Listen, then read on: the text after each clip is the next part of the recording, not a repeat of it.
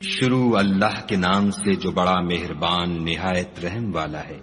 طٰہٰ، اے محمد صلی اللہ علیہ وآلہ وسلم، ہم نے تم پر قرآن اس لیے نازل نہیں کیا کہ تم مشقت میں پڑ جاؤ، بلکہ اس شخص کو نصیحت دینے کے لیے نازل کیا ہے جو خوف رکھتا ہے۔ یہ اس ذات کا اتارا ہوا ہے جس نے زمین اور اونچے اونچے آسمان بنائے، یعنی خدائے رحمان جس نے عرش پر قرار پکڑا۔ جو کچھ آسمانوں میں ہے اور جو کچھ زمین میں ہے اور جو کچھ ان دونوں کے بیچ میں ہے اور جو کچھ زمین کی مٹی کے نیچے ہے، سب اسی کا ہے۔ اور اگر تم پکار کر بات کہو تو وہ تو چھپے بھید اور نہایت پوشیدہ بات تک کو جانتا ہے۔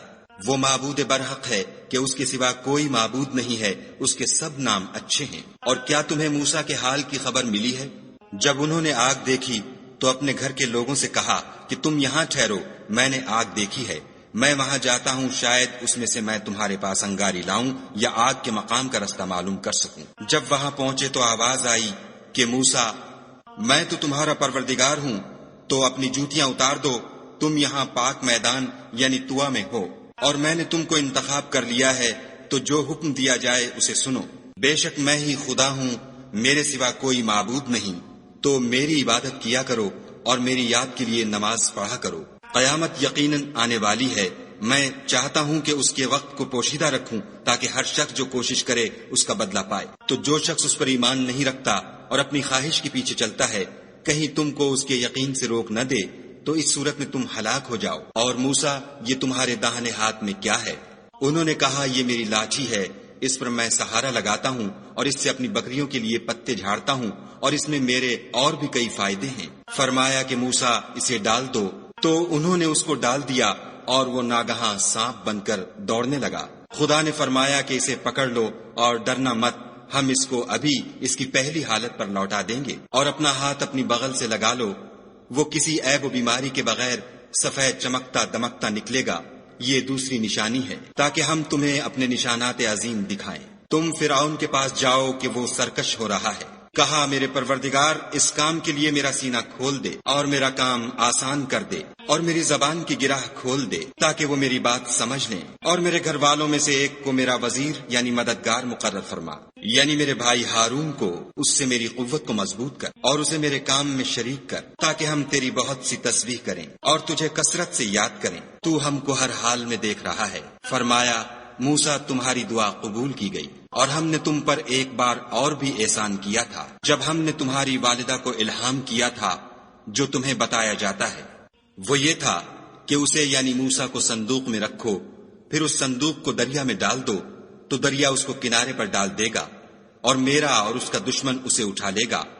اور موسیٰ، میں نے تم پر اپنی طرف سے محبت ڈال دی، اس لیے کہ تم پر مہربانی کی جائے، اور اس لیے کہ تم میرے سامنے پرورش پاؤ۔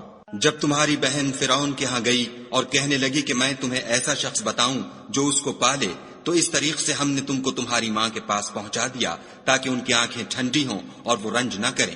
اور تم نے ایک شخص کو مار ڈالا تو ہم نے تم کو غم سے مخلصی دی، اور ہم نے تمہاری کئی بار آزمائش کی، پھر تم کئی سال اہل مدین میں ٹھہرے رہے، پھر اے موسیٰ، تم قابلیت و رسالت کے اندازے پر آ پہنچے، اور میں نے تم کو اپنے کام کے لیے بنایا ہے، تو تم اور تمہارا بھائی دونوں ہماری نشانیاں لے کر جاؤ اور میری یاد میں سستی نہ کرنا۔ دونوں فرعون کے پاس جاؤ، وہ سرکش ہو رہا ہے، اور اس سے نرمی سے بات کرنا، شاید وہ غور کرے یا ڈر جائے۔ دونوں کہنے لگے کہ ہمارے پروردگار، ہمیں خوف ہے کہ ہم پر تعدی کرنے لگے یا زیادہ سرکش ہو جائے۔ خدا نے فرمایا کہ ڈرو مت، میں تمہارے ساتھ ہوں اور سنتا اور دیکھتا ہوں۔ اچھا، تو اس کے پاس جاؤ اور کہو کہ ہم آپ کے پروردگار کے بھیجے ہوئے ہیں، تو بنی اسرائیل کو ہمارے ساتھ جانے کی اجازت دیجیے اور انہیں عذاب نہ کیجیے۔ ہم آپ کے پاس آپ کے پروردگار کی طرف سے نشانی لے کر آئے ہیں، اور جو ہدایت کی بات مانے اس کو سلامتی ہو۔ ہماری طرف یہ وحی آئی ہے کہ جو جھٹلائے اور منہ پھیرے اس کے لیے عذاب تیار ہے۔ غرض موسیٰ اور ہارون فرعون کے پاس گئے، اس نے کہا کہ موسیٰ، تمہارا پروردگار کون ہے؟ کہا کہ ہمارا پروردگار وہ ہے جس نے ہر چیز کو اس کی شکل و صورت بخشی، پھر راہ دکھائی۔ کہا، تو پہلی جماعتوں کا کیا حال؟ کہا کہ ان کا علم میرے پروردگار کو ہے، جو کتاب میں لکھا ہوا ہے۔ میرا پروردگار نہ چوکتا ہے نہ بھولتا ہے۔ وہ وہی تو ہے جس نے تم لوگوں کے لیے زمین کو فرش بنایا، اور اس میں تمہارے لیے رستے جاری کیے، اور آسمان سے پانی برسایا، پھر اس سے انواع و اقسام کی مختلف رویدگیاں پیدا کی۔ کہ خود بھی کھاؤ اور اپنے چار پایوں کو بھی چراؤ، بے شک ان باتوں میں عقل والوں کے لیے بہت سی نشانیاں ہیں۔ اسی زمین سے ہم نے تم کو پیدا کیا اور اسی میں تمہیں لوٹائیں گے اور اسی سے دوسری دفعہ نکالیں گے۔ اور ہم نے فرعون کو اپنی سب نشانیاں دکھائیں مگر وہ تکذیب اور انکار ہی کرتا رہا۔ کہنے لگا کہ موسیٰ کیا تم ہمارے پاس اس لیے آئے ہو کہ اپنے جادو کے زور سے ہمیں ہمارے ملک سے نکال دو؟ تو ہم بھی تمہارے مقابل ایسا ہی جادو لائیں گے، تو ہمارے اور اپنے درمیان ایک وقت مقرر کر لو کہ نہ تو ہم اس کے خلاف کریں اور نہ تم، اور یہ مقابلہ ایک ہموار میدان میں ہوگا۔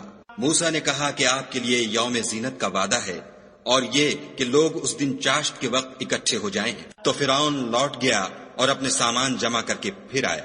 موسیٰ نے ان جادوگروں سے کہا کہ ہائے تمہاری کمبختی، خدا پر جھوٹ افطرا نہ کرو کہ وہ تمہیں عذاب سے فنا کر دے گا، اور جس نے افطرا کیا وہ نامراد رہا۔ تو وہ باہم اپنے معاملے میں جھگڑنے اور چپکے سرگوشی کرنے لگے۔ کہنے لگے یہ دونوں جادوگر ہیں، چاہتے ہیں کہ اپنے جادو کے زور سے تم کو تمہارے ملک سے نکال دیں اور تمہارے شائستہ مذہب کو نابود کر دیں۔ تو تم جادو کا سامان اکٹھا کر لو اور پھر قطار باندھ کر آؤ، آج جو غالب رہا وہی کامیاب ہوا۔ بولے کہ موسیٰ یا تو تم اپنی چیز ڈالو یا ہم اپنی چیزیں پہلے ڈالتے ہیں۔ موسیٰ نے کہا نہیں تم ہی ڈالو۔ جب انہوں نے چیزیں ڈالی تو ناگہاں ان کی رسیاں اور لاٹھیاں موسیٰ کے خیال میں ایسی آنے لگیں کہ وہ میدان میں ادھر ادھر دوڑ رہی ہیں۔ اس وقت موسیٰ نے اپنے دل میں خوف معلوم کیا۔ ہم نے کہا خوف نہ کرو، بلا شبہ تم ہی غالب ہو، اور جو چیز یعنی لاٹھی تمہارے داہنے ہاتھ میں ہے اسے ڈال دو کہ جو کچھ انہوں نے بنایا ہے اس کو نگل جائے گی۔ جو کچھ انہوں نے بنایا ہے یہ تو جادوگروں کے ہتھ کنڈے ہیں، اور جادوگر جہاں جائے فلاح نہیں پائے گا۔ القصہ یوں ہی ہوا تو جادوگر سجدے میں گر پڑے اور کہنے لگے کہ ہم موسیٰ اور ہارون کے پروردگار پر ایمان لائے۔ فرعون بولا کہ پیشتر اس کے کہ میں تمہیں اجازت دوں تم اس پر ایمان لے آئے، بے شک وہ تمہارا بڑا یعنی استاد ہے جس نے تم کو جادو سکھایا ہے، سو میں تمہارے ہاتھ اور پاؤں جانب خلاف سے کٹوا دوں گا اور کھجور کے تنوں پر سولی چڑھوا دوں گا۔ اس وقت تم کو معلوم ہوگا کہ ہم میں سے کس کا عذاب زیادہ سخت اور دیر تک رہنے والا ہے۔ انہوں نے کہا کہ جو دلائل ہمارے پاس آ گئے ہیں ان پر اور جس نے ہم کو پیدا کیا ہے اس پر ہم آپ کو ہرگز ترجیح نہیں دیں گے، تو آپ کو جو حکم دینا ہو دے دیجئے، اور آپ جو حکم دے سکتے ہیں وہ صرف اسی دنیا کی زندگی میں دے سکتے ہیں۔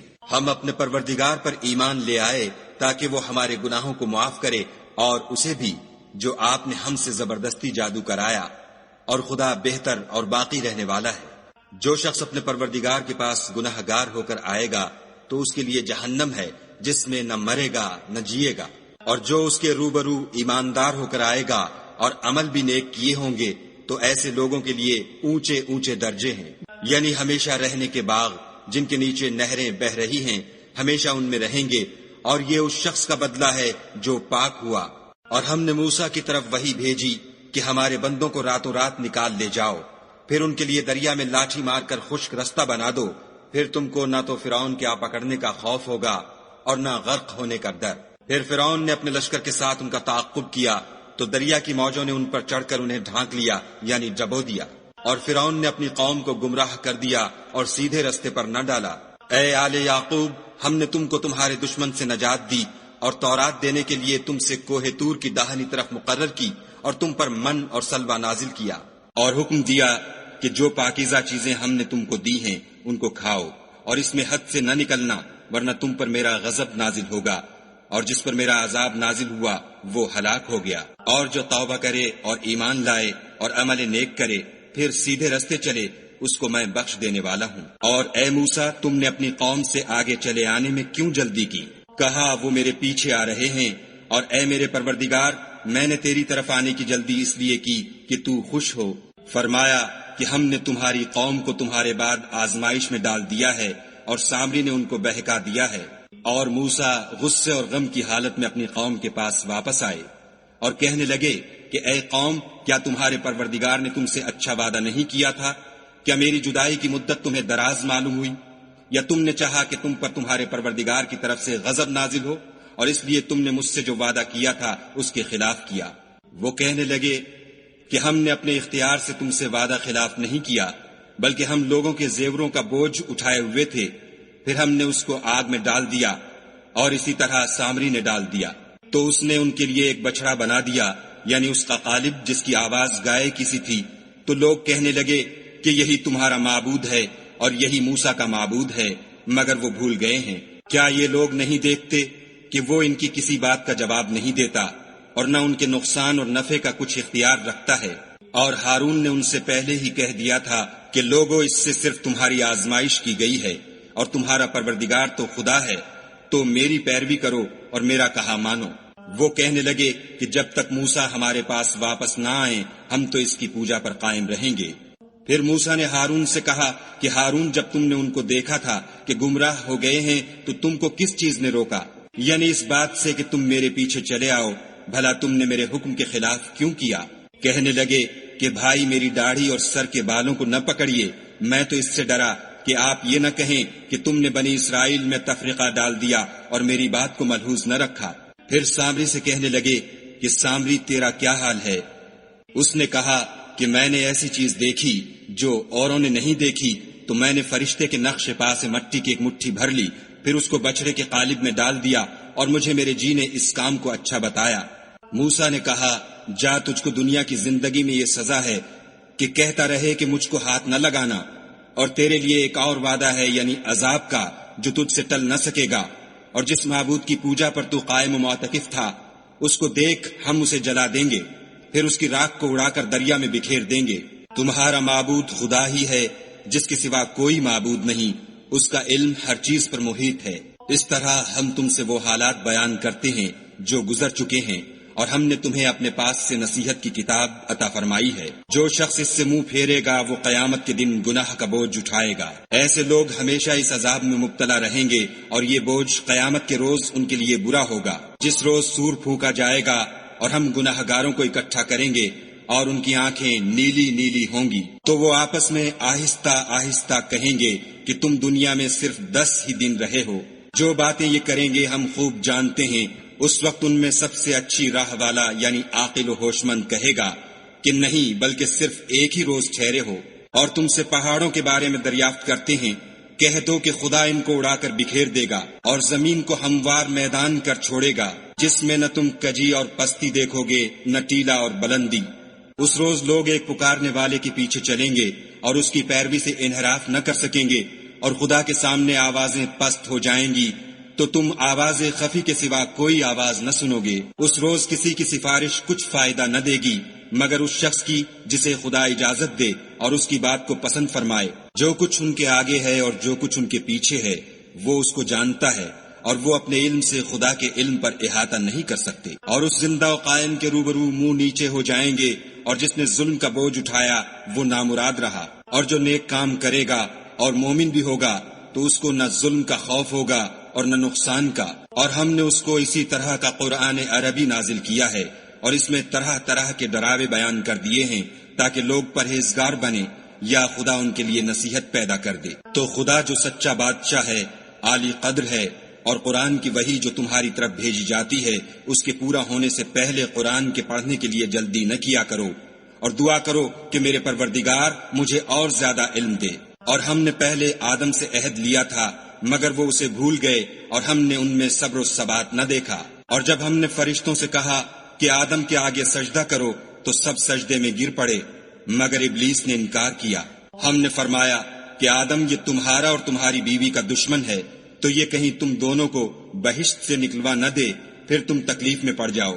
یہاں تم کو یہ آسائش ہے کہ نہ بھوکے رہو نہ ننگے، کہ نہ پیاسے رہو اور نہ دھوپ کھاؤ۔ تو شیطان نے ان کے دل میں وسوسہ ڈالا اور کہا کہ آدم، بھلا میں تم کو ایسا درخت بتاؤں جو ہمیشہ کی زندگی کا ثمرہ دے اور ایسی بادشاہت کہ کبھی زائل نہ ہو۔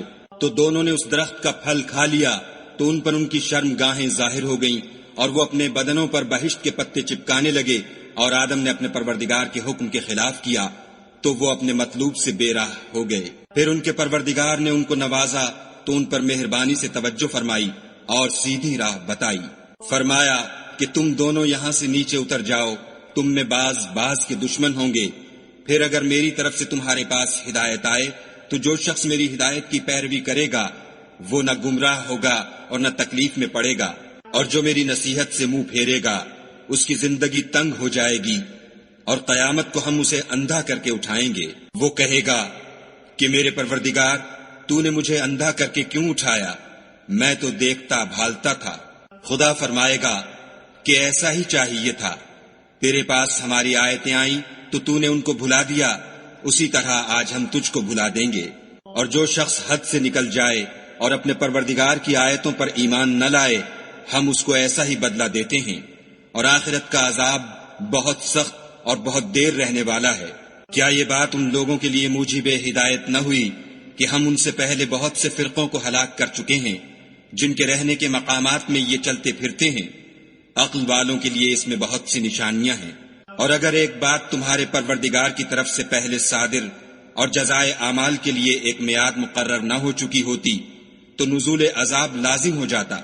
بس جو کچھ یہ بکواس کرتے ہیں اس پر صبر کرو، اور سورج کے نکلنے سے پہلے اور اس کے غروب ہونے سے پہلے اپنے پروردگار کی تسبیح و تحمید کیا کرو، اور رات کی ساعات اولین میں بھی اس کی تسبیح کیا کرو، اور دن کی اطراف یعنی دوپہر کے قریب ظہر کے وقت بھی، تاکہ تم خوش ہو جاؤ۔ اور کئی طرح کے لوگوں کو جو ہم نے دنیا کی زندگی میں آرائش کی چیزوں سے بہرہ مند کیا ہے تاکہ ان کی آزمائش کریں، ان پر نگاہ نہ کرنا۔